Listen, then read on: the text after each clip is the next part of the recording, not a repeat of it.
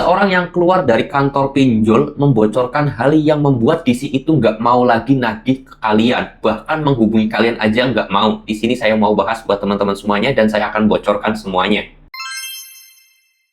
Assalamualaikum warahmatullahi wabarakatuh teman-teman semuanya. Pada kesempatan video kali ini saya ingin membahas tentang hal yang bisa membuat DC itu kapok nagih ke kalian. Bahkan tidak lagi mau menghubungi kalian karena beberapa hal yang kalian lakukan. Ya, karena kapok aja dan males aja nagih ke kalian. Ada beberapa hal yang harus kalian bisa lakukan agar seseorang tersebut atau DC ataupun friend collection-nya itu nggak mau nagih ke kalian. Nah, di sini saya mau bongkar dari cerita seorang mantan karyawan pinjol, teman-teman semuanya. Oke, di sini saya langsung aja mau bahas. Tetapi sebelum kalian melakukan hal ini, ada dua hal yang harus kalian lakukan terlebih dahulu, atau kalian itu harus punya bekal dua hal ini dulu. Apa aja?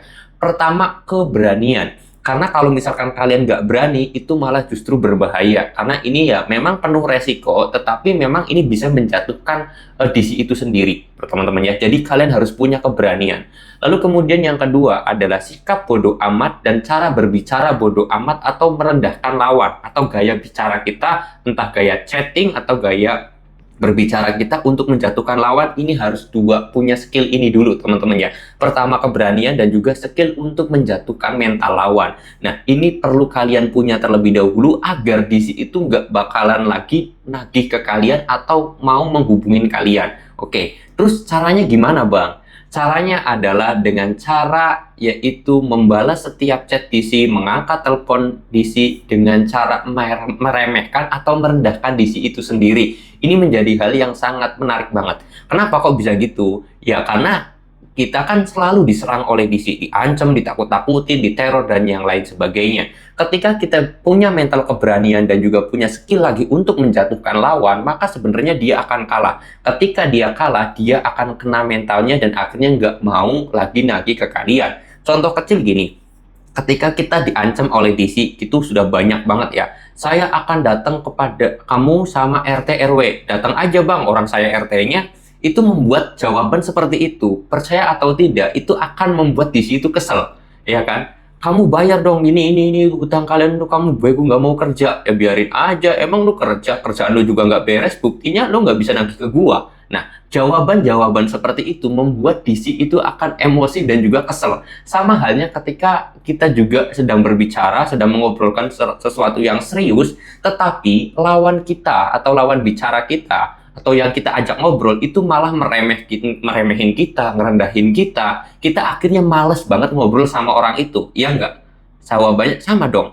DC juga seperti itu. DC kan manusia, DC juga seorang karyawan, terus kemudian juga ya dia hanya seorang yang penagih hutang, tugasnya gitu, sama manusia makan nasi, minumnya air gitu kan. Ketika dihadapin dengan orang-orang seperti itu, otomatis kita akan males. Ya begitu juga dengan DC.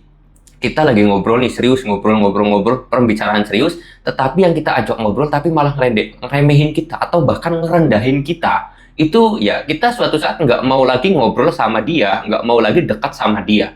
Begitupun DC, kalian juga harus bisa melakukan hal itu. Nah, ketika misalkan DC, contoh lagi kalian diancam, mau didatengin sama polisi gitu kan, silahkan aja, orang polseknya itu tetangga saya kok, gitu aja.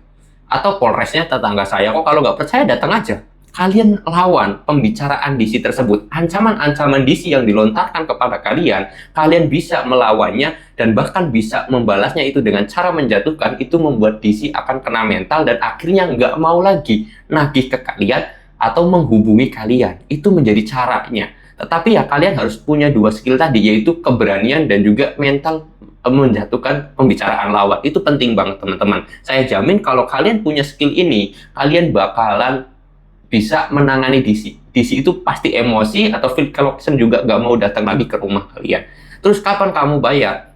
Ya kapan-kapan kalau punya uang. Jawaban seperti itu akan membuat DC itu kena mentalnya. Kalau bisa kalian balas dengan voice note, dengan cara nada yang lebih merendahkan. Misalkan mau diancam kan kayak kamu ini gini. Ya namanya juga manusia gitu kan. Jadi nadanya seolah-olah mengejek ataupun seolah-olah merendahkan. Itu membuat DC kena mental, teman-teman ya. Itu adalah cara yang pernah dibocorkan oleh seorang karyawan mantan pinjol, teman-teman. Oke, mudah-mudahan video ini bisa bermanfaat dan kalian bisa menerapkan. Kuncinya kalian bisa menerapkan. Kalau kalian tidak bisa menerapkan, ya percuma nonton video ini, karena ya sia-sia. Ilmu yang kalian dapetin tidak langsung dipraktekin, ya percuma aja, dan kalian tetap nantinya begitu-begitu aja. Oke, mudah-mudahan video ini bisa bermanfaat dan bisa membantu teman-teman semuanya atas dari yang namanya tekanan DC atau ancaman dari paradisi ini. Oke, ya kalau kalian suka dengan video ini silahkan di like, kalau kurang suka boleh di dislike aja, nggak jadi masalah. Saya mau tutup dulu video ini dengan kata assalamualaikum warahmatullahi wabarakatuh.